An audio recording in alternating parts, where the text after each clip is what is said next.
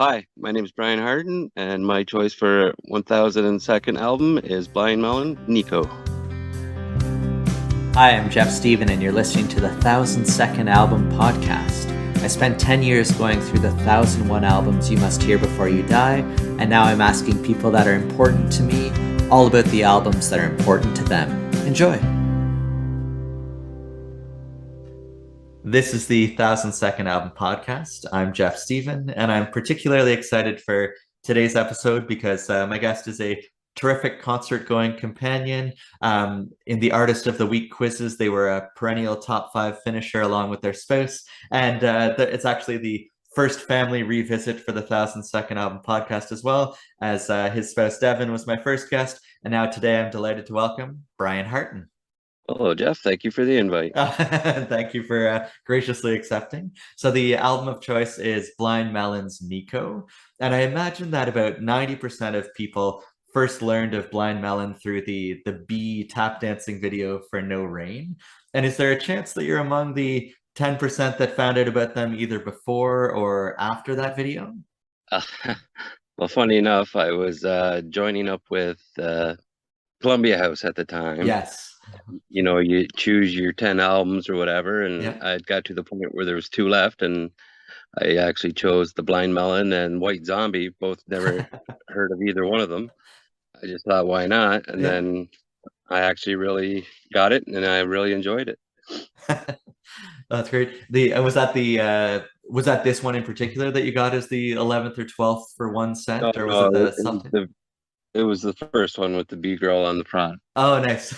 Nice. Well, it's pretty good in terms of return on investment, where whether it was BMG or Columbia House, if you can get a Blind Melon album for a penny, that's a pretty good investment versus reward at the end. So I like that. The nice. So this one in particular, though, so Nico it's a compilation. So as I understand it, it's unreleased tracks, recordings that were started by the late lead singer Shannon Hoon, and then eventually finished by the rest of the band. And when it comes to unreleased tracks, I know they're often unreleased for a reason, in that the quality is not quite up to the standard that they set with their studio albums. But it really doesn't seem to be the case here with Nico, as even though that, like you said, the self-titled with the B and Soup afterwards, I really like those 2 albums, but there's no drop off in quality here. Is that fair to say? Well, absolutely. I mean, if you actually check out the songs, you can see that they had been recorded over pretty much their short career. Yes. But yeah, the quality is great, and I'm always a little frustrated when I hear Blind Melon called a one-hit wonder band, Yes. because to me that just means that people have never taken the chance to actually listen to their full catalog. Yeah. Yeah, and I There's find that one hit wonder often says more about the person saying it than the actual band, because here, if you were to declare Blind Melon a one hit wonder, you're clearly missing out on a lot of good stuff elsewhere. Absolutely, and then even like the song No Rain is basically being about being so depressed that you can't get out of bed to Right. face the day, but because the upbeat melodies and lyrics, Yeah. or sorry, not the lyrics, but people just kind of blindly listen to it. Yes. No pun intended there. And so I find the stripped down version on Nico to be really interesting, because you can really feel the emotion in his voice when he sings, and it's slowed down. And I think it kind of gets to the point of the song a lot better than the original version. That's right. And that you're right, that is so misleading how the original is so toe tapping and snapping, but you're right, if you actually listen to the lyrics, it's pretty bleak after all. But that pairing ended up working pretty well. So oh yeah, so you mentioned the stripped down version of No Rain on this one. Are there other standouts for you on Nico that sort of jump out of the track list? I put their cover of Pusher Man from Yes. Steppenwolf. I love that song. Yes. I mean, you can just, if you think about the songs and the lyrics, Hmm. like I said, it'd been recorded over their career, but it all kind of speaks to the fact of him and his daughter, and the relationship with the Right. daughter that he doesn't have, Right. which, it's sorry, it's quite interesting. But like Soul One, that song, I Yeah. think it was written in 91, but I mean, the lyrics are pretty parallel with how he's never going to be able to enjoy life with Nico. Sure. And so like even like that album was recorded as a fundraiser for her and for other programs to assist artists with addictions, Right. which I thought was, it's a nice cause to have. Yeah. And uh, I've struggled myself with some depression over the years, Mhm. and even in the early 90s when all this stuff was coming out, I kind of led, I guess, a parallel life with Shannon Hoon. I mean, I never got into heroin or crack, but I was definitely not on the right side of the tracks with a lot of my activity. Right. So it always really spoke to me. So I mean, I've kind of lost my direction of what the question was here again, but Oh, you have to excuse and me. that's right, but that's the beauty of an album like that, where it sort of takes you like on those sorts of journeys. I think that my original question was like, were there standout tracks in the Nico set?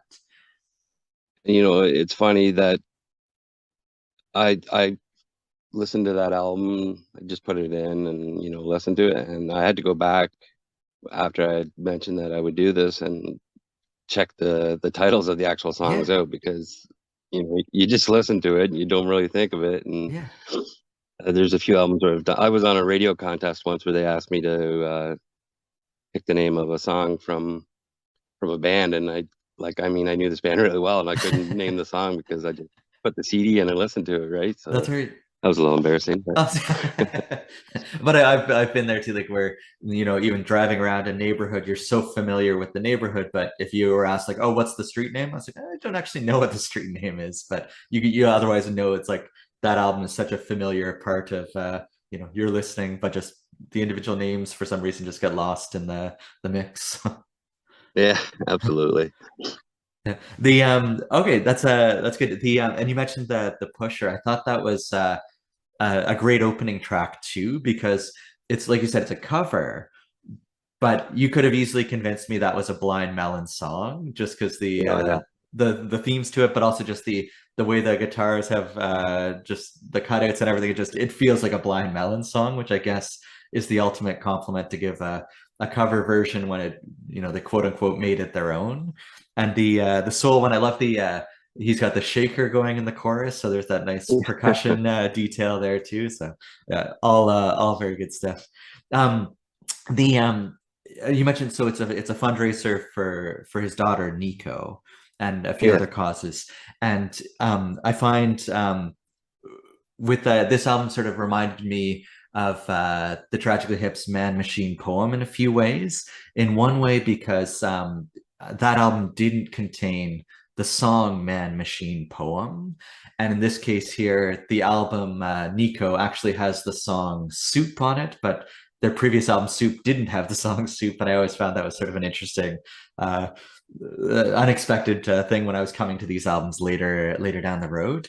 And also, listening to the Hips 2016 album Man Machine Poem, I find it really hard to separate the album from Gord Downey's Diagnosis and the band's final tour. And would you say that the Blind Melon album Nico is similarly inextricable from Shannon Hoon's passing in '95? Um, to some degree, but you know, with the Man Machine poem, we got to see Gord and his unfortunate diagnosis and Yes. everything, and through the tour. But with Nico, it was released after his death. Right. So, I mean, I try not to think of that when I listen to the music, but I mean, it also makes me think of, how I easily could have been uh, down the wrong path Right. and missed, the life I have with Devin and my girls right now, Sloan Yeah. and Parker. So I always tend to listen when I do. I have a playlist when I listen to Nico. Yeah. The Brad Smith, the bassist, he started a Yes. solo project afterward called Abandoned Jalopy, Abandoned and then Job. he also recorded he recorded a song with Nico Hoon Yes. called The Wolf. So I always listen to the full Nico album, then I listen to the song The Wolf. And then there's a song called All the Way on his solo project. Yes. And then that song just helps me remember that, like, and I play that song for Devin whenever, we may have had a little bit of an argument or whatever, and it Yeah. just I'm not always the best at sharing my feelings, and that Yeah, I like tend to do it through music. So for sure. yeah, so I like definitely it puts me in a good place mentally. Hmm. So I mean, not really answering your question at all. No, I that's think but it's a better answer to maybe a question. So I like that. Yeah, but and yeah, that I like that idea of like the list where the listening context matters, where it's not just this wouldn't be an album you necessarily just shuffle through or that sort of thing. But I like that sequence where it's listen to the original and then the because what year would that have been when Nico would have been somewhere in the ballpark of 20 or so doing the recordings with Abandoned Jalopy? yeah, I believe so. I think it was 2011 or 13, Okay, something yeah, like that. So yeah. yeah, Nice, but and that idea of like the one that had the meaning for you at the time in the mid 90s, and then how like circumstances have changed a couple decades later, and how that new sound now represents another whole layer to the experience too. And she had quite an I checked out that song as well, and she had quite a pleasant voice too. So yeah, there's some talent in the genes there as well, I guess. And then what's the bassist name again? Brad Smith. Yeah, Brad Smith, yeah. So the he's one where I wouldn't have been able to name him beforehand, but his vocal harmonies on the Blind Melon stuff are such a key part of it. And so hearing him do the lead vocals on some of those tracks on the new stuff is it's neat to hear him move to the forefront as well. So yeah, I'll have to try that next time where listen to Nico and then into the Advantage Jalopy to have that different experience too. The but actually that sort of links into another thing I was curious about where the I guess there's so many bands where when people think of them they'll be sort of there's the lead singer and then there's the other guys. So in more recent ones if you think of there's Maroon 5, most people would know the lead singer but would be hard pressed to name the other dudes. Matchbox 20, Coldplay, the list sort of goes on. And I'd imagine you mentioned like first people might dismiss Blind Melon as a one-hit wonder. They further might dismiss them as, oh, it's that guy Shannon Hoon and then those other dudes with long hair or beards or that sort of thing. But yeah. based on their performances, like you can't really think of these guys as the other guys because they can really play. Oh, absolutely. Yeah. Yeah. No, like I mean, I remember when I first saw the video, I Mhm. was like, yeah, and at the time, like they came out as kind of this hippie band where Yeah. everything was, all teen angst. Right. But I thought, like the drummer, I thought, oh, he sticks out like a sore thumb because Yes. he kind of looked like an old man at the time, but his Yeah. drumming is amazing. Yeah. Like, and then like Brad Smith as the bassist, he doesn't stick out in either way, which is a good indication of how good of Mhm. a bassist he is. Yeah. Yeah. Like, unless of course you're, Primus Yeah. or Flea from the Chili Peppers, but But sometimes you're right. That's the sign of a good. I remember a friend talking about Gord Sinclair in that way too, where it's just you didn't realize how good he was until maybe that final tour. Like, oh, bro, he really is the glue that's holding it yeah, together. absolutely. And then just they have such a very distinctive guitar sound, and for the both of them to play so well together, Yes. it's. I mean, if you're just listening to it and don't really know anything about music, I guess that could easily slip by you. Hmm. Like, I mean, I don't actually play. I would love to be able to play, but I just can't get my fingers to work on a guitar. But it's definitely a headphones on, listening to Yes. the whole experience for me. It's they've tried a few other bands. They auditioned for new singers after Shannon Hmm. died, and unfortunately, they just couldn't find the right feeling, Yeah. so they broke up. But there was one band called Unified Theory, Okay. which I really enjoyed, and I thought it sounded actually a lot like Blind Melon. Yeah. And then they did come back out in 2006, I believe, with the Blind Melon again with a new singer, Okay. and they had released a CD for My Friends, Yeah. which was pretty good. But I mean, it's still not Shannon Hoon, right? Sure. It's Yeah. And like he is so irreplaceable. Like I can't think of anyone that sings in the range that he does. Like it's just that seemingly an octave higher than anyone else, but not in falsetto at all. Like the and it was one of those ones I learned after the fact that I'd known him for years before I knew Blind Melon. Because do you remember him showing up on Guns N' Roses, like "Don't Cry" and some of the other Use Your Illusion tracks? yeah, And yeah. so going back to those videos after, it's like, oh yeah, there he is doing like singing along with Axel on in the "Don't Cry" video, and just how I think Axel was he was at a mid range, and then Shannon is basically singing the same notes but that much higher, and it works so well for him. It's just the delivery he's got that just instantly identifiable voice, which is something for sure.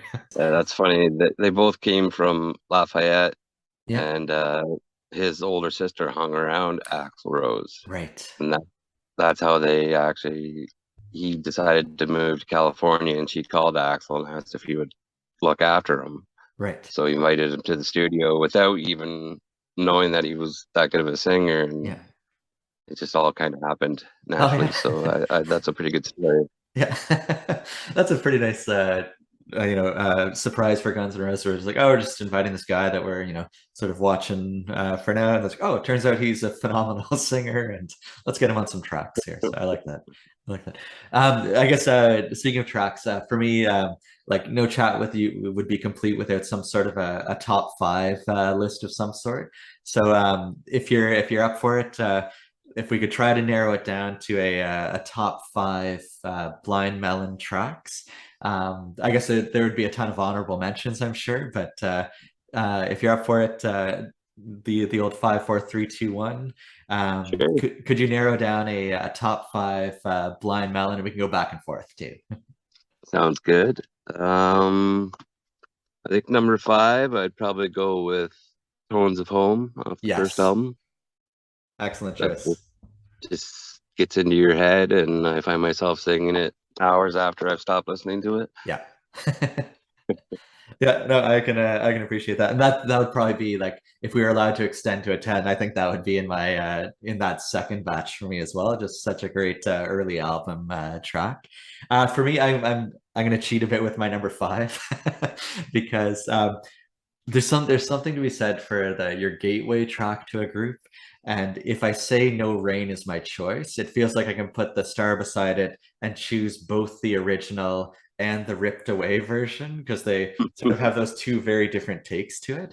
But the I think it may have sort of not benefited from the overexposure, where at the time I think it got played relentlessly, so people may have gotten tired of it. But going back to it years later, it's like, oh yeah, this really is a great tune. And then the ripped away one is just such a nice twist on it too. It's slowed down a bit and more sort of minor keys, and yeah, I really like that alternate take. So we'll bend the rules a little and call that my number five.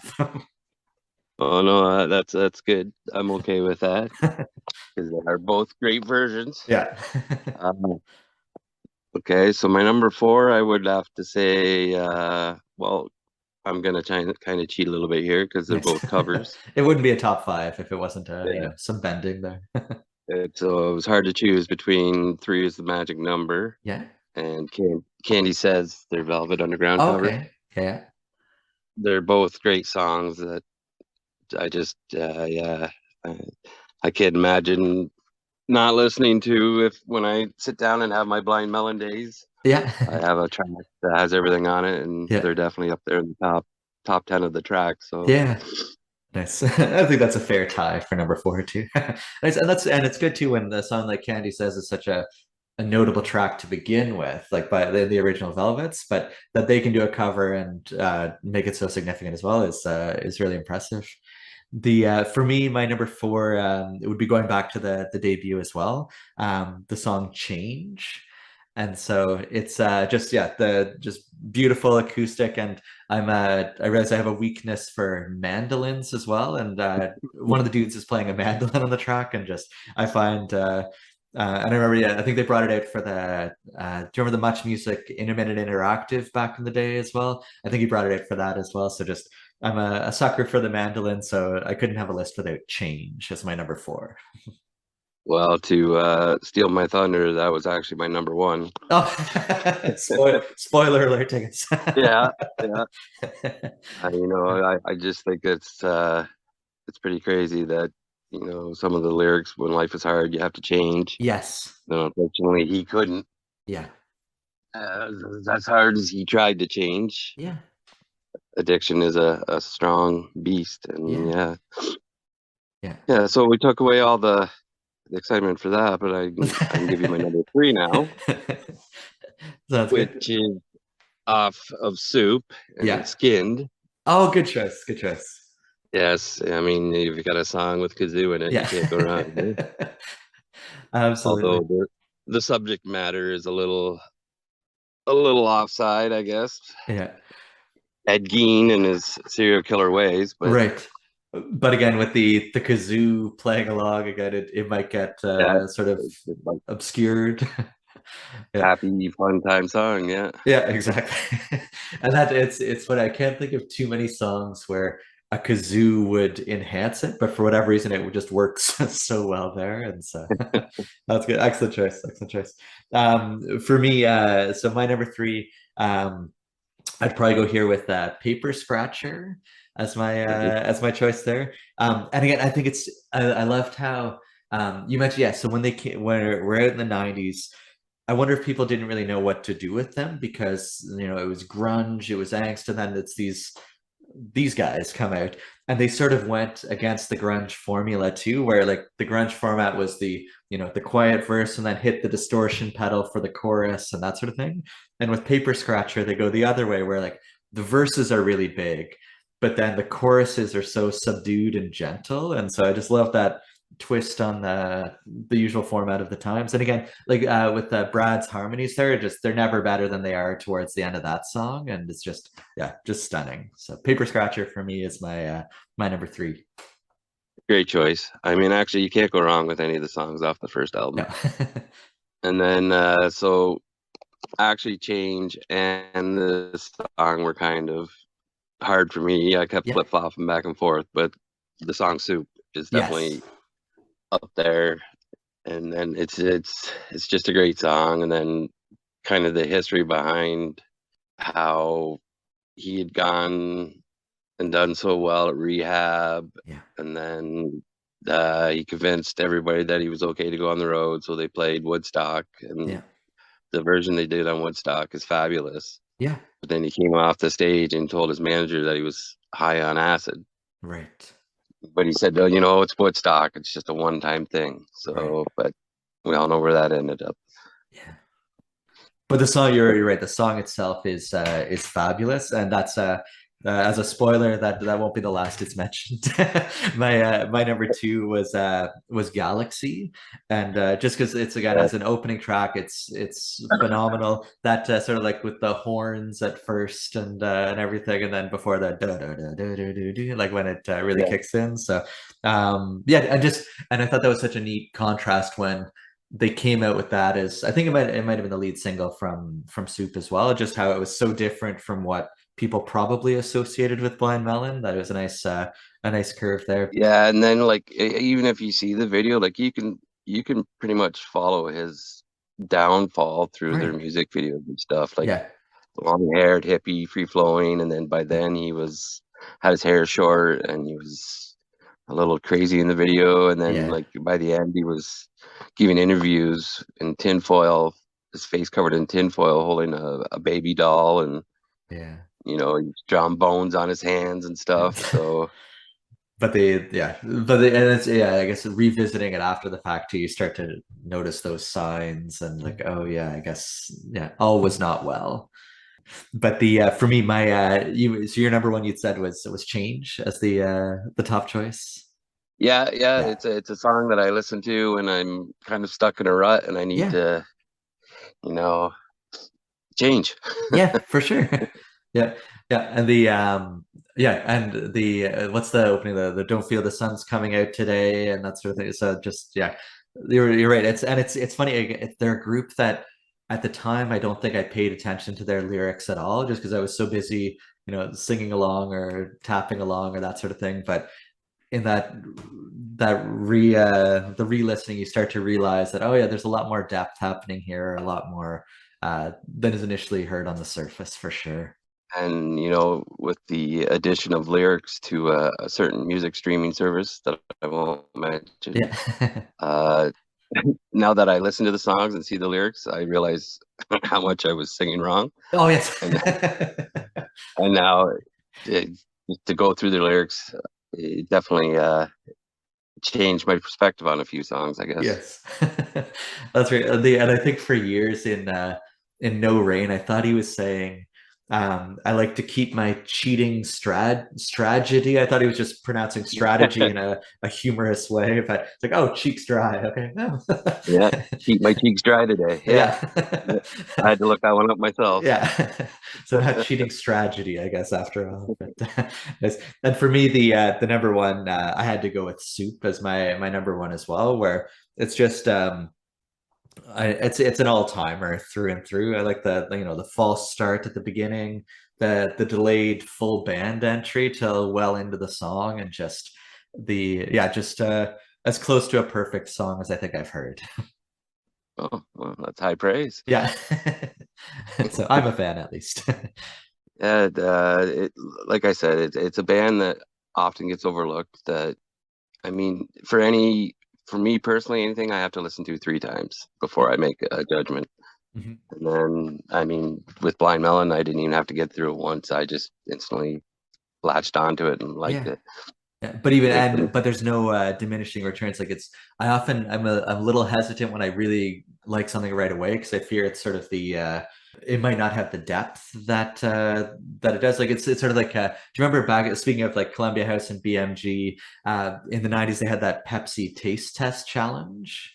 oh yeah, Yeah, yeah. so they like I guess in that contest, people chose Pepsi because the initial taste was sweeter, and therefore, if you're just having a sip, it's more appealing. Like it has more of an instant appeal, whereas the Coke had a more complex flavor, and so people didn't like it in that small portion. But if you're having a larger batch, people would probably choose Coke, and so that's how I feel with music too. Is that am I just really like appreciating the instant appeal if I like it right away, or I'm just forgetting that there might be some more complexities if I don't jump in right away. But fortunately with Blind Melon, I think you can like it right away, but 20, 30 years later, it's still fantastic to listen to. Yeah, absolutely, yes. Yeah. Excellent. The well, I'm convinced that this should be a contender for the 1,000-second album of all time. And I just want to say a huge thank you, Brian, for chatting today and for introducing people to this one they might not have otherwise heard. Well, thank you, Jeff, for having me. And anytime again, if you want to go over another album, I'd be glad to. Maybe when I don't have COVID and I could be a little more Yes. articulate, it would be great. Excellent. And yes, I think there's definitely 1,003rd, 1,004th, 1,005th that could be discussed for sure. Just to let you know, Parker wants to let you know that she would do uh, one with you for Taylor Swift. Oh, amazing. I would love to chat Taylor. All Awesome. right. Tell Parker she's on the calendar. Sounds great. Thanks, Jeff.